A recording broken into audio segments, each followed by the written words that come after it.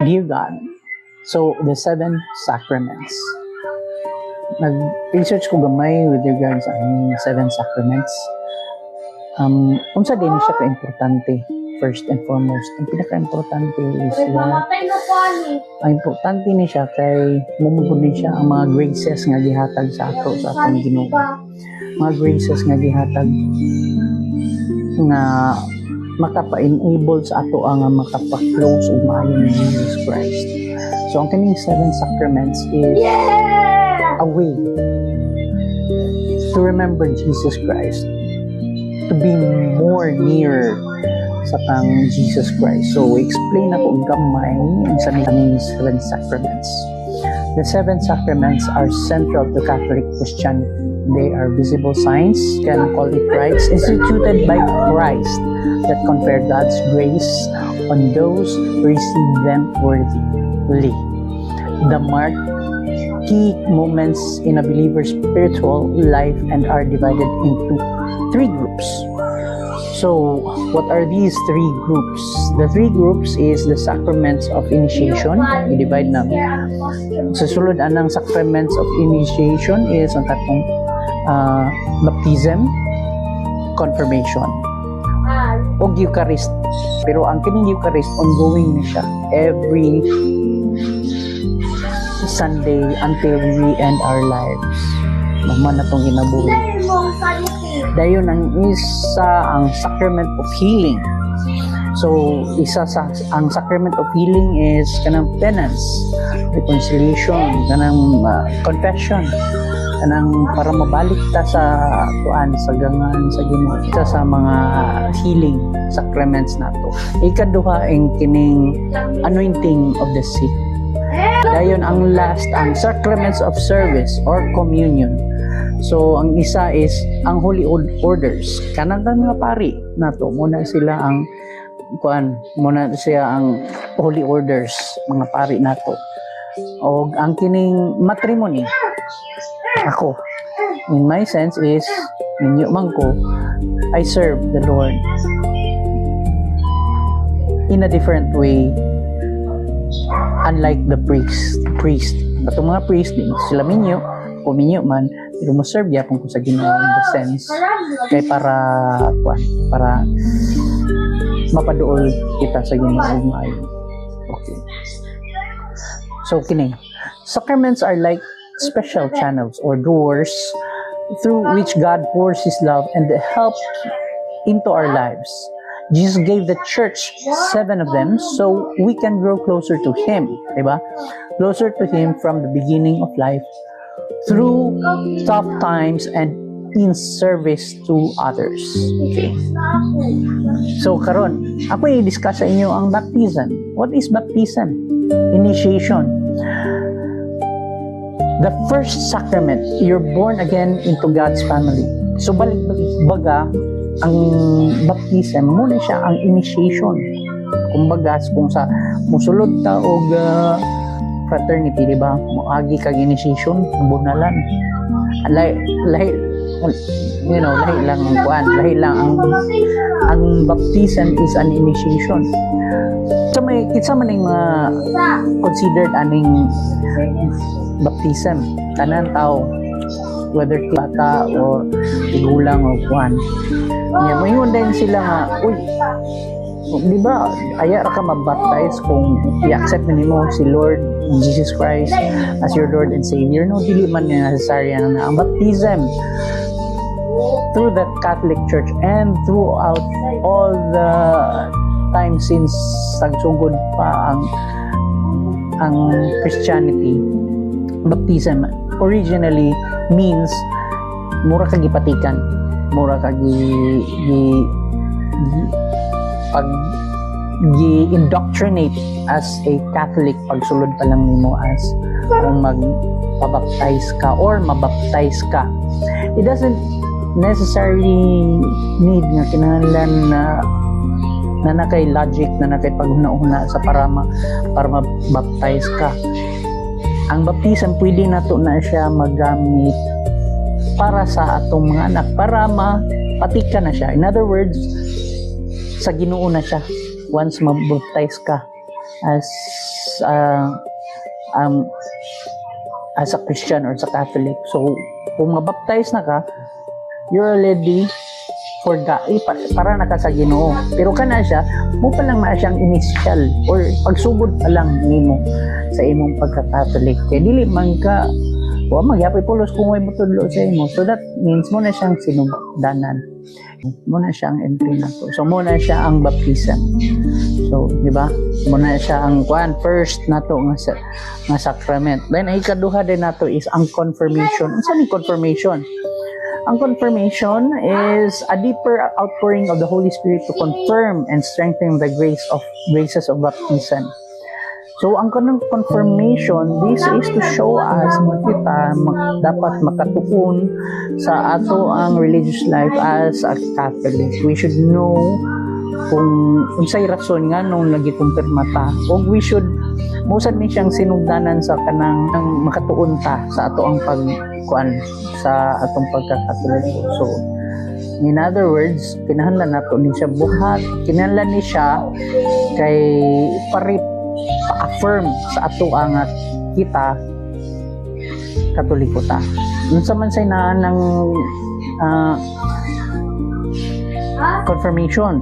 So, confirmation ang pwede lang mo baptize sa ato sa akong nahibalan lang ang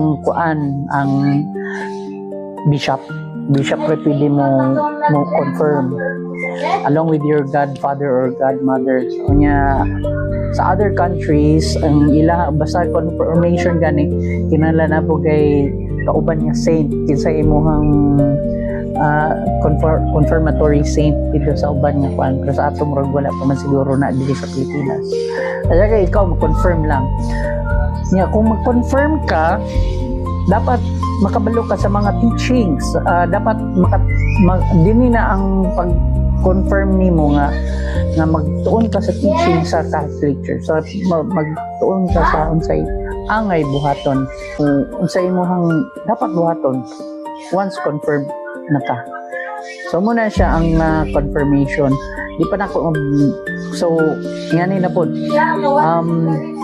You receive the gifts of the Holy Spirit, wisdom, courage to live your faith boldly as adult Christian. So muna siya ang confirmation. Mura kag ginatawag po do like ingani po siya nga analogy like a spiritual graduation or getting equipped with the power tools of the Christian life. O, di ba? So, at this point, kinahanglan, kabalo na kaong kabalo na sa kaong defend or istorya about sa imong faith. Most traba sa ato most of the Catholics are lisod pa kayo buhaton na siya. So ako, I'll be trying to let them or me try to understand sa kung say trabaho ani mga 7 sacraments. So Eucharist, kaning Eucharist is still the same, initiation or ongoing. Ang Eucharist is the receiving of the actual body and blood of Jesus Christ under the appearance of bread and wine. And it has been since pagkabata pa ko, sige na yung mga lawat. Di ko kasabutan na karon, pero karon as a Catholic, I have to let other people know nga ang kanang Eucharist na to is the body, the blood, soul, and divinity of our Lord Jesus Christ. So, dili lang na siya simbolo. Maugi na siyang lawas o dugo ni Kristo. Pero, another topic nato na siya. Muna siya ang mga 3 kadang initiations sa kuan. So, to live out the life of being a Christian. Diba? Sada kayo kay every Sunday, kinahanglan na kita kung as long as wala tay as long as we're living the life or living like Jesus Christ or living kutob sa atong makaya nga mahimo tag kuan maparihas ta kan Jesus Christ to the best of our abilities kay kabalungan ta nga dili layo ra gyud ta kan Jesus Christ.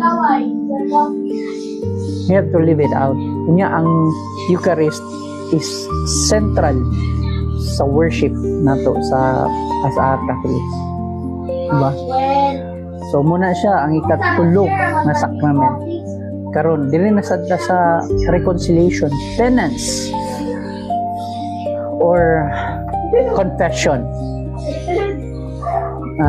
The sacrament of God's mercy of sin committed after baptism, di ba? Wala na ko na istorya sa inyo nga once mabaptize ka matangtang ang original sin mo. Gikan pata kang Adam padulong sa karon nga panahon na naadjud tay inherited kung sa sakit pa natay inheritance ang original sin gikan ni Adam o ni Eva. Ang wala ra gyud na appeal sa kanang nalipyuhan or wala nagikinahanglag limpyo sa sala si Mother Mary right. That's why ginatawag nato na siya Theotokos. Muna siya ginatawag nato nga the first disciple of Jesus Christ. Muna siya ginatawag nato katong Mama Mary the Intercessor. Muna siyang ginatawag nato nga siya ang gapray para sa ato para kay Jesus Christ nga mapaduol pagmahal. So, penance, reconciliation. So muna siyang mga pagpasaylo kung makadaksala ang ngayon, whether it be mortal or venial. Di na ako explain og maayo ang mortal, venial kay para mo ang venial, gamay nga sala, white lies and everything. Mortal, kapatay kang tao, nag-trader ka, yan na. Anything that hurts other people is a sin. Napoy, pero ang mortal, di pa na ako ma-explain og maayo kay istorya na ako na sa manual. Basta kay ang ako lang pag discuss sa inyo karon ang penance reconciliation, that does not mean nga ang pari nga makapasaylo sa inyo, no, dili nga na ang pari tigo ra siya mo-absorb sa sins pinaagi sa grace sa Ginoo. In other words, ang mga pari igo ra na sila nagtuman sa unsay gihatag nga instruction sa Ginoo nga makapasaylo og sala.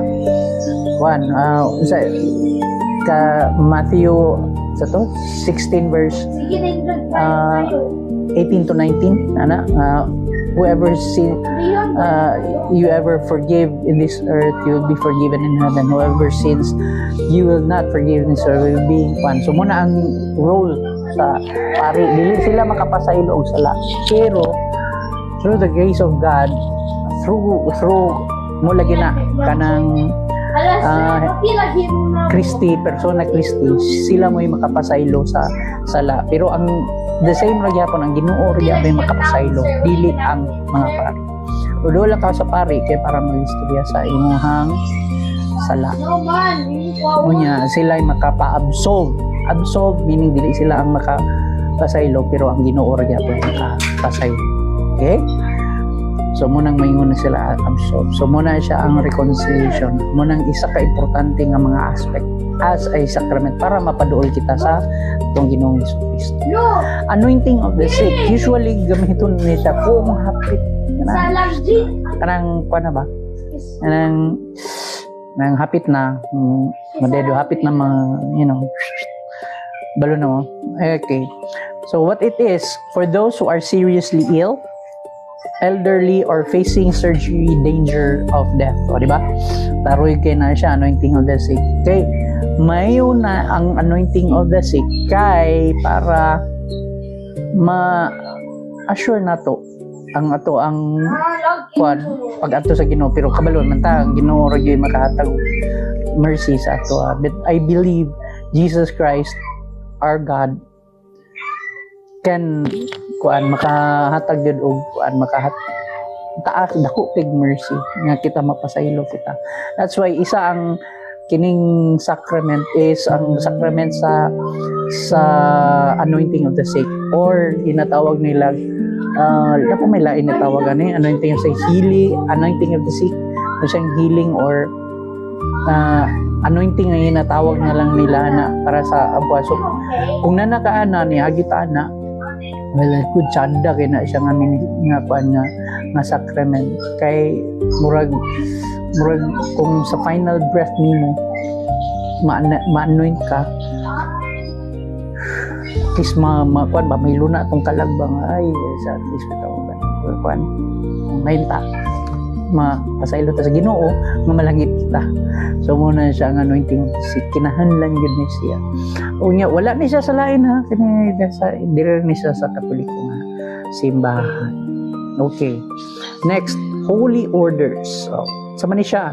The sacrament through which men are ordained as deacons, priests, or bishops to serve the church. So, muna sila ang mga mga pari, diakono, mga bishop. Agi ni sila aning holy orders. Nakita ko ani once diri sa amo ang parokya nga naglaying of hands tanan pari sa aning amo ang bago pari sa una. Lay down ang ilang tanan mga pari naglay down ang hands sa aning isa ka pari. Nya ang katong pari po dayon kuan gi nagkuankod sa ilaha tanan. So kung mapari ka, you will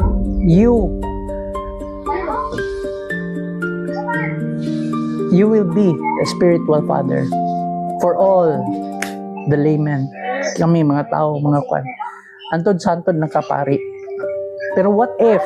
Mga what if kung makasala siya? Of course, di man ang mga pari dili man ingon nga abi kay na pari na di na ka makasala. Yes.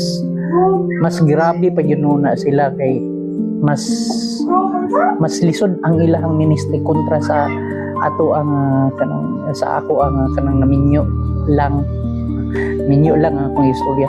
Mas grabe na siya ng ministry kay kabalo mo lisod na siya ng ministry kay you have to take care of all the people, you have to take care of the sa tanan mga tao sa kalibutan. By the way, kung mapari ka, does it entail nga dili niyo ka pwede maminyo?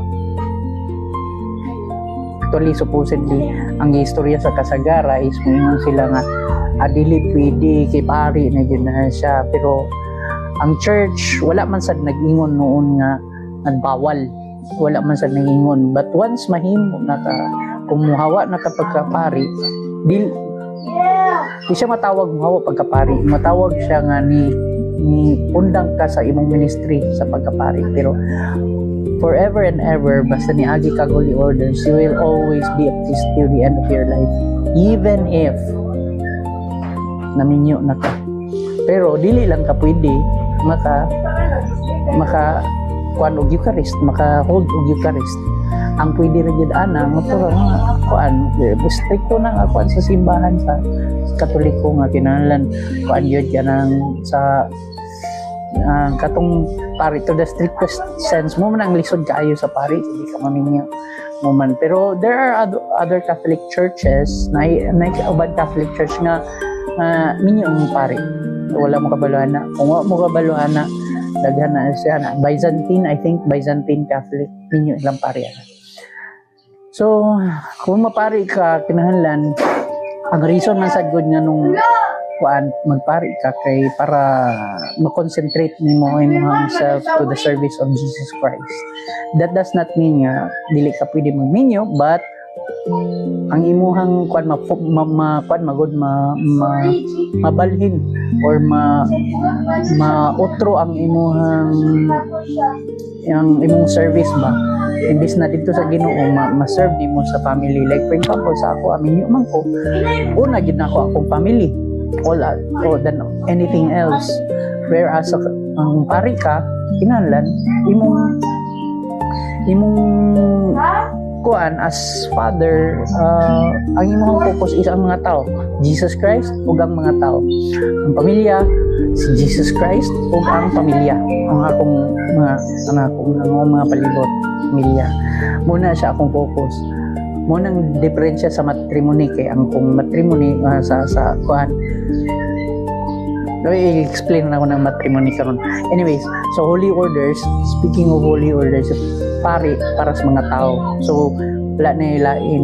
So kung napakailain sagol, which is kung mag-family ka, kung whatever magaling mahitabo galing sa imong family, mauna magid nato ang atong family, di ba?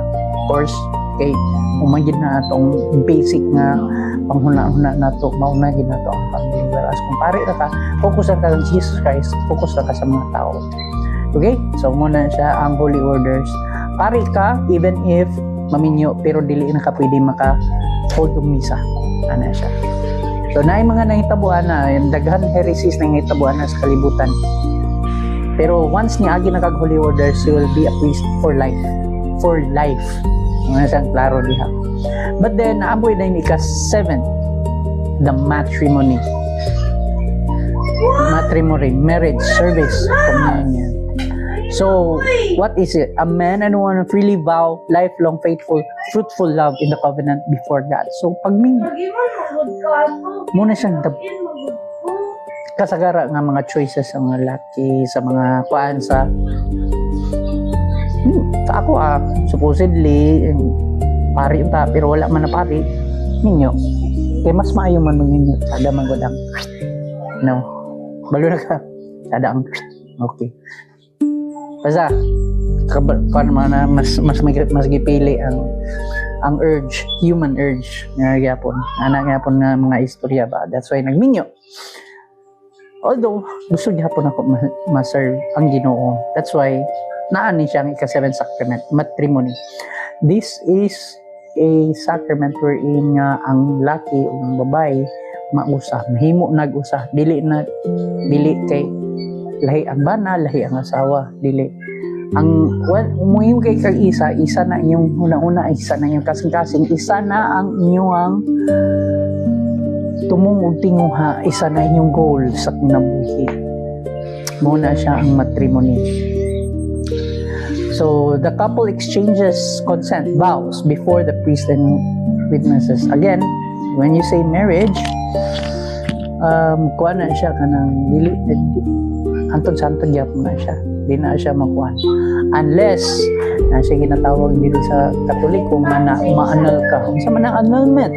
Annulment is where may mga rin ka nga kuha na siya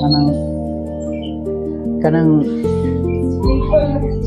naminyo ka unya gusto ka mo bulag sa imong asawa. Annulment is the name kay mura mo kaanag kanang ang kaminyoon ninyo wala na hitabo. Mo na siya ginatawag og annulment. Wala na hitabo ang inyong kaminyoon. So in other words, since ever sa pagminyo ninyo dito sa kuan sa simbahan, abot sa point na kadang ang the choices that we made katong before pa na nagminyo, or the choices that we did katong pagminyo nato were not exactly the same choice, were not exactly the right choices that we made. But namgoy other ways nga makaingon ka na minyo ka kay mo lagi nakaburos ka, di ba? That's a wrong choice in the beginning pa lang. So ang kuan muna siyang isa sa mga grounds sa mga sa annulment na pwede ra nga mura gyapon kag yes na namoy anak, naminyo tuog ka, namoy anak, pero once ma-annulled na ka, pasabot na siya nga mura gyapon kag wala gyud naminyo. That's the time ay padayong ka maminyo sa lain. Kay kana siya kanang kuan na gyud ba? Kanang consider niyo ka nga single na gyud ana. Once annulled na ka. So dili siya pagbugto sa kuan sa unlike sa divorce, ang divorce mura mo gyud dinat gyud nga gikuan gyud ba? Law man gyud siya. Annulment sacramental lagi hapon di pa kay hapon na kang klaro explain na basta kay ang annulment dili na mura once ma-annulled na ka di mura kay dili ninyo ana dili gyud kami niyo o wala gyud ka namin niyo ana mura ang katong inyong kaminyoan katong inyong matrimony it was null and void, meaning wa to siya nagtabo, dito siya mao sayop to siya ana ba ana anta na siya. So muna siya ang matrimony. So sa anit tanan ang kining 7 sacraments importante ni siya sa kada Katoliko Kristiyano nato nga gapuyok. It's a part wherein ato ang para mapanumdum ta perminti nga kita para sa Ginoo, kita para perminti mag always look forward dito sa ato ang Lord Jesus Christ sa atong sa atong life. Ang 7 sacraments guide mga points sa atong mga kinabuhi nga mga kinahanglanon nato, especially kining Eucharist. So ang baptism once naman na siya, confirmation once sa gyapon na. Ang penance perminti ni siya kanang pwede ta mga ipasaylo anytime of the year. Pero ang pinakadugay niya na is 2 years wala ipasaylo, mura wala lang yun, or feel ni mo ang ikisalaan na. So naagyan na siya. Ang pwede kadaghanon perminti ang confession. Anointing of the sick, once agyapon na siya, pero pwede ra gyapon na siya mautro ang anointing of the sick. Ang holy orders para sa once mabuhat na sa pari, once you're a pari, you're priest for life. Matrimony, of course, isa ra gyud, asawa ra gyud nimo, ikaw ug imong asawa mo, kuan na gina siya, forever na gid na siya. So I hope sa next time kung na-explain ako tarong sa inyo 7 sacraments, hinapta na nakasabot mo. Jesus Christ, our Lord, our Savior, is true, and He is in heaven, and He is their body na yun, yung lawas yun na dito sa langit, na siya flesh dito sa langit. I hope kita tanan maparihas pud ta sa iya nga ma-regenerate nga itong body nga maparihas sa iya. Thank you so much and good afternoon.